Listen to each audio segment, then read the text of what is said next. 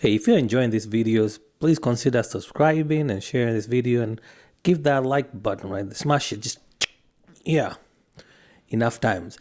Anyways, this is the last part of this interview, so this is the last stretch, and I'm gonna let it play longer than me interjecting it, because I find this question very interesting. Is Christianity inherently racist? Is it or is it not? Let's find out. Christianity is inherently racist.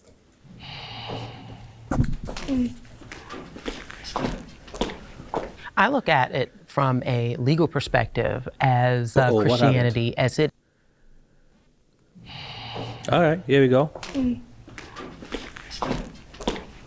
I look at it from a legal perspective as Christianity as it was built into law in the United States to classify the enslaved captives that came over, that were brought over, transported over from the continent of Africa, and used to justify the enslavement as well as the mistreatment of darker skinned people, using the curse of Ham that is in the Bible. Even the Oh, excuse me, lady. I'm sorry, but that's just something the black churches use. But if you actually read Genesis, I think it's Genesis 7 or whatever, Noah does not curse Ham. He curses Canaan, a son of Ham. But somehow the black community churches or some white people have found a way to disparage the black community by using that verse. But that's not what the Bible actually says. I challenge you, go read it for yourself. You see, it's Canaan who was cursed and not Ham. And if we are being honest, I don't even think these people survived or whatever in existence. But let's see.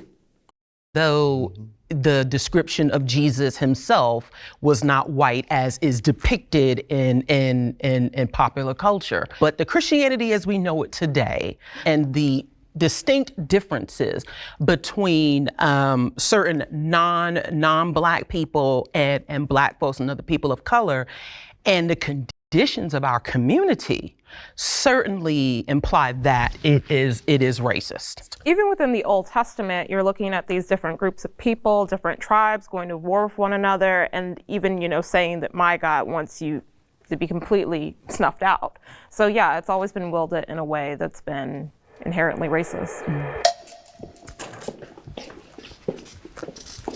I think this is an interesting point because I do agree in many ways, not that Christianity is inherently racist, but that it was used in very racist ways to suppress people and oppress people and enslave people. So I absolutely do agree with that.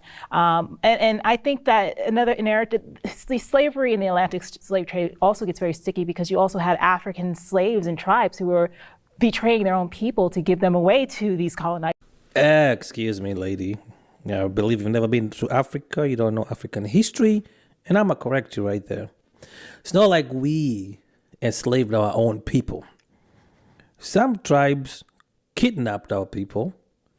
And then when the Portuguese, the Dutch, the Germans, the French, the Englishmen got a wisp of where to get free labor, they started chatteling all the people. Because if you notice, all this trade happened in the west side of Africa. In the east, there's little. Because you know what we did? We fought back. Well, there's a story about King Kinjekitile. Even though he enticed people into going to war with arrows and spears against the guns, he still rallied the people up saying, hey, we are not taking this nonsense. We're not going to do this. I'll give an example with the Mau Mau. The Mau Mau fought the white man. They did the guerrilla whole thing, And the white man was like, it's too dangerous for us here. Let's go back to England, give them their country. But that didn't come without betrayal. I'll give you that and I know some people might think I'm crazy, but our first president, in order for him to be President Jomo Kenyatta, he had to betray the leader of Mau Mau, Dedan Kimathi. And he gave up where his location was in return for presidency. So the white man went in there and shot up him and his family, and that's how he became the first president, through politics, right? But if he had just supported his own people and waited out, the war was being won. Now, if you go to Ethiopia, or Ethiopia, as you guys like to call it, they were never colonized. They whooped the Germans like they were not, like they were babies, right? Ethiopia was never colonized. Why? Because the people united and they fought off the Germans. Now, you go down south a little bit, that's where it gets sticky. Because now the Dutch subdued the South Africans all the way till 1994. And if it wasn't for Mandela escaping prison or the things that he did, I don't think that power would have been relinquished. So anyways, we didn't enslave our own people. Some tribes kidnapped, not all of them. So when you say that, it's offensive to me. Because I grew up in Africa. I actually studied African history. So I do know a thing or two. I'm not a scholar, but I know a thing or two. Just like Jake from, nah, that's Farmer's Choice. I'm not advertising you buy insurance for them.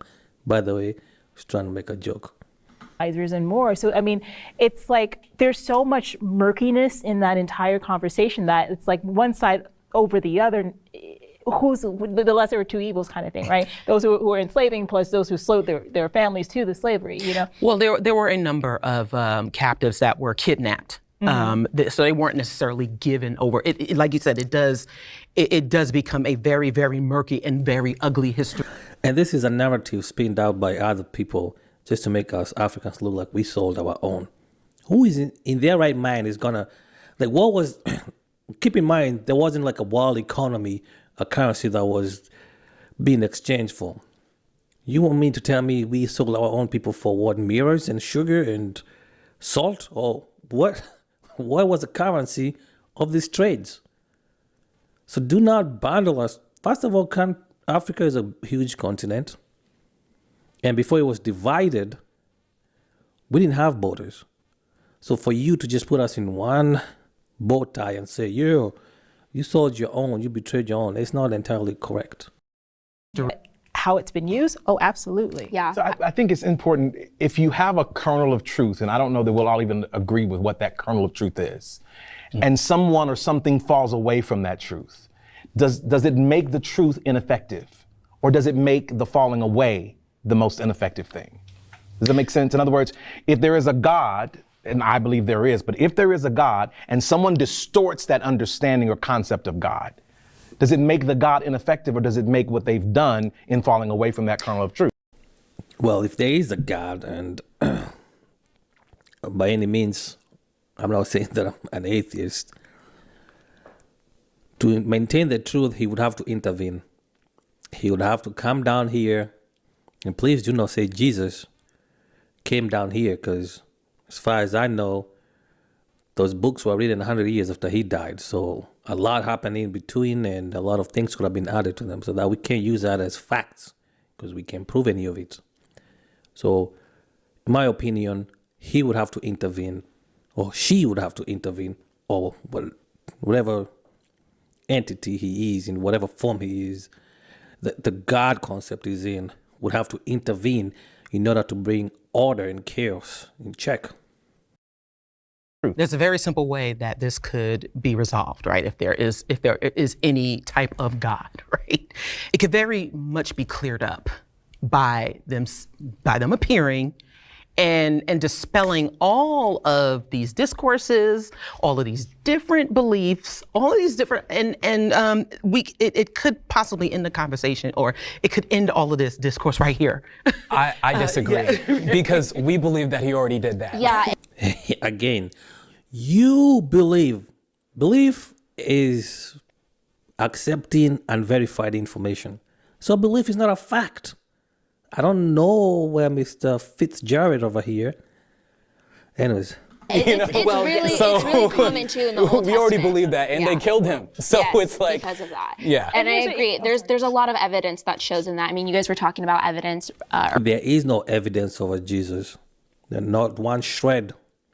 You have to provide that to everybody, and you'll see there isn't one. Earlier, and there's evidence in the Old Testament how the angel of the Lord had. You can't use the same book you believe in to prove your point. You need outside sources. come in, how he had transformed Saul's life into Paul. There's a lot of evidence in seeing the bush burning on fire, Moses speaking to Moses. And so there is a lot of in that belief of understanding where Christ. Again, you keep saying belief. So it's not a fact.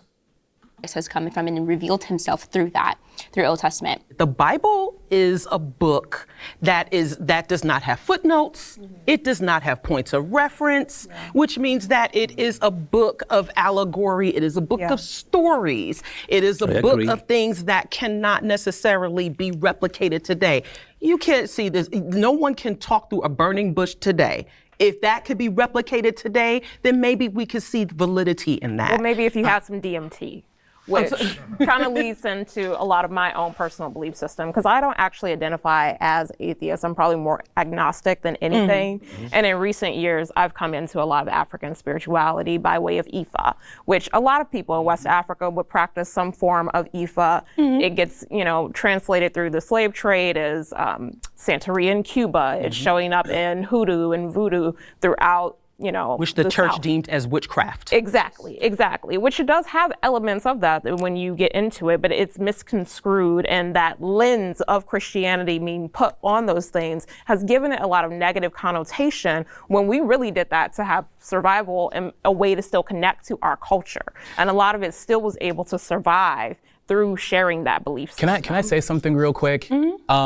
So I'm Liberian, so like my parents, they're from Liberia, they're African, and I grew up with a lot of Nigerians as well from the Igbo tribe, and I see, and I don't know, are you Black American as well? Like, okay, cool. So I see this trend of people coming into African spirituality as if to say that that's something that even people in West Africa like believe in. Hold on. African spirituality is not only about the West. What do you call Egypt then? It's not in the West. Egypt is a godfather of almost all religions that lead to Judeo-Christian and Islam. It's there in Egypt. That was in West Africa. People, like the African people that are over here now. Yeah, they probably like don't. they don't. In fact, they they also see it as a lot of them also see it as witchcraft. Because they've also been colonized. No, well, see, that's another thing, right? If we're going to talk about colonization, then we can't take away those Black Africans' freedom to also choose a religion for themselves. No, they can totally choose for them. Okay, sir. Listen, you obviously don't understand a thing about what happened during colonization. You grew up in America, so you have a background as an American, not an African. If you talk to any real African, not the Gen Zs and the Gen Xs and the Alphas, the older generation, they will tell you. First, the messenger or the destroyer brought blankets and told you that you couldn't warm on the fire because whatever reasons they were. But here's the blanket, right? And then the next thing, they brought a mirror, showed you your messed up teeth. You're like, ooh, this is good for me, right? They started indoctrination with smaller things, right?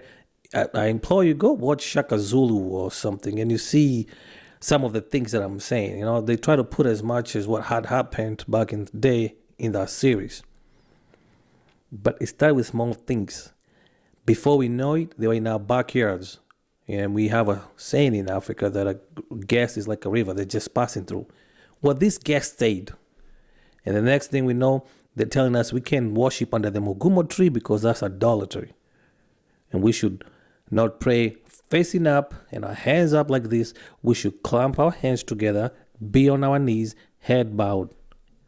That's what they told us. Before we know it, they start handing us their names, telling us that we couldn't get to heaven because of our names. That's why majority of Africans have English names. So, sir, you need to go back to Liberia, speak to the locals who were never descendants of slaves that were brought back, or even go to Nigeria, Ghana, go anywhere. Pick a place. Speak to someone who knows what they're talking about. Themselves. That's Yeah, not so the like, issue. so to say that they're colonized and that's why they believe what they believe, I feel like you're looking down on their ability to choose and understand right and wrong for themselves. Colonization exists even after. It's not always physical. It's the mental shackles.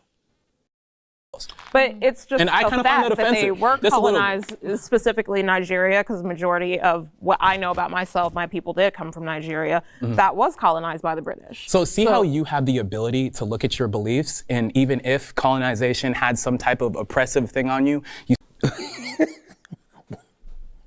What is wrong with this Mr. Fitzgerald over here?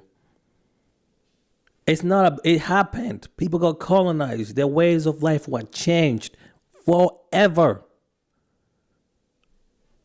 you still have the ability to choose whether or not that you believe in that. So do the Africans that are over there. Has this man ever been under any type of oppression? You don't have, go to jail right now. Lock yourself up for 30 days and try to do whatever you think you're going to do. You cannot, because you are behind bars. And if you're behind bars mentally, spiritually, you can't peek for yourself. Just sit down, Mr. Fitzgerald, think about it, pray to your God, ask him to give you revelation. They have the ability to look at their colonization, figure out what parts of their culture are disconnected from their religion, and they can still celebrate it. I want to go a little bit into my personal story because I know I'm going to rant a little bit, but I grew up in a African Liberian Pentecostal church in Minnesota. In Minnesota, not in Liberia or Nigeria, in Minnesota. Very different. Over there, there's so much culture. Like not even a drip of it. Did I even understand that there was like whiteness like involved?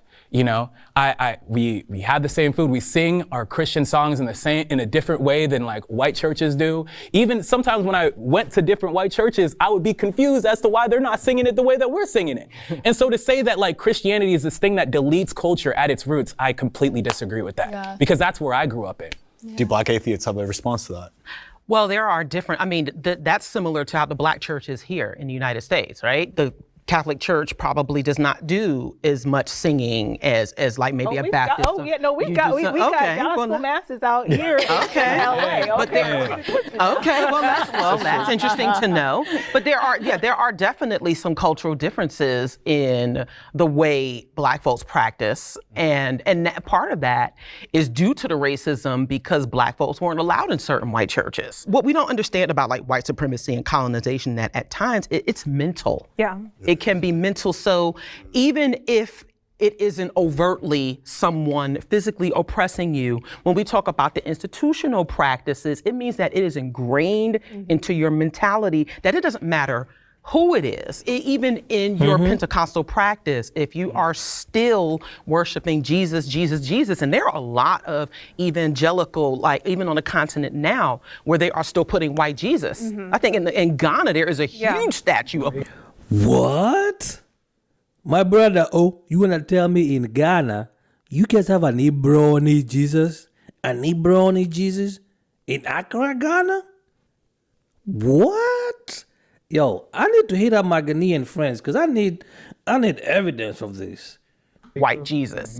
So even if it is a predominantly Black practice, it is still sort of rooted in a Eurocentric and white mentality, and we have to think about that. Yeah, Can exactly. I think that's a response to the problem. Actually, let him. Yeah. So I was going to ask, like, what carryovers, and I'm actually very curious about this, what carryovers do you see from white colonization that you see in African practices today, other than white Jesus? Because we can look at white Jesus and be like, I can even agree that we should probably put up less white Jesuses up in churches, up in Black churches, up in African churches. But separate from that, what do you think is being deleted from our culture and our cultural expression of Christianity by adopting that into our belief system? So it's the way we treat women. Exactly. The way we treat children, the way that inherently we still don't stick together as well as we should. You know, these are things that are holdovers from colonization, from enslavement that has been used to divide and conquer us. The way we still other each other in a lot of ways. The one thing that we hear as atheists is that we're trying to be white. Yeah. We hear that, well, you're rejecting your Blackness. as an atheist, which is the furthest thing from the truth. Yeah. It is my blackness that defines my atheism. Yes. You know, it is because I care about black folks and the black community. No, and even in our diversity, that makes that has defined or that has determined my conclusion. I'll just say that like sometimes we conflate like general human nature, and I don't mean to disregard everything that you're saying, because I still think tribalism exists outside of Christianity. I still think misogyny exists outside of Christianity. Correct. Especially most African countries still divide themselves according to their tribes, which is dumb, but it is what it is. So he's right there. I think racism exists outside of Christianity. Oh yeah, that never went away. And all of these other things. So a lot of the times what you're seeing is general human nature coming atop a belief system that preaches love, and it dilutes it because that's who we are as humans. We're gonna take something that's meant for love, and we're gonna take something that's meant for unity, not uniformity, and we're gonna use that to destroy like our relationships with. Does Christianity preach love? Quoting Jesus, I come not to bring peace, but to bring what? And fill in the blanks. You know what I mean. To bring the sword. A father will be against the son, a mother against a daughter, father-in-law against, you know, the whole speech that he gave. He didn't preach love. It wasn't until Johnny Come Late started inserting about love. God is love. God is that. But Jesus wasn't preaching love. As a matter of fact, read the Tanakh. It's full of murder and wars. That wasn't love. End of days, you know. You shouldn't be with your family if they don't believe in Jesus. Is that love? Otherwise, they're going to be snuffed away into the heavens. And then, anyways, I'm getting into my feelings here. What I'm trying to say is Christianity is not all about love. Just because someone reads John 3:16 and puts that as, yeah, this is what real Christianity is. But if you read John 3:17, tells you only if you believe in Jesus. With other people. But the reason why I call myself a Christian is because I can look at a standard that's much higher than myself to say, hey, even though I have a lot of these differences with other people, we're all the same under God. Let's move on to closing statements. For me, remain curious, ask questions, do your own research. We should be creating things that we want to see out in the world, ways that we want to replicate goodness, love, charity, taking care of one another. So ultimately, that's what's most important. And why we always got to make God a he, like. I love the conversation. I love the individuality. I love the commitment to it. I don't have a heaven or hell to put anyone in. I have a personal relationship, and I throw it out and I share it, and hopefully it makes a difference for the other person. And if it doesn't, he's given them the right to not choose it. As we discover who we are as Black people, as we discover who we are as people, as we probe into the divine, whether or not it's the universe, whether or not it's some other form of spirituality, that being open to the revelation that I am bigger, I am better, and eternal life is mine, whether or not that is the reincarnation or whether or not that is in living with him eternally. So I think that everyone here has beautiful stories, you know, and my final thought is just that when it does come to Black Christians with the historical value of the Black church, I do believe that it is inherent for Black Christians to dedicate a portion of themselves to the Black power struggle and the Black movement. And that is my final thought. Yo, tell me all what you thought, man. I know this one went a long time, but I had a lot to say. But I think Jubilee should do a round 2, an extended one. Obviously, I know they got to go to Patreon and all of that, but we need to see more. We need to have more conversations like this. I think it opens up a lot. You know, people get to think and hear what others think and say, and we can come as a unit together and collectively come up with ideas to improve ourselves. Anyways, you know what to do. Like, share, subscribe. I'm out, y'all.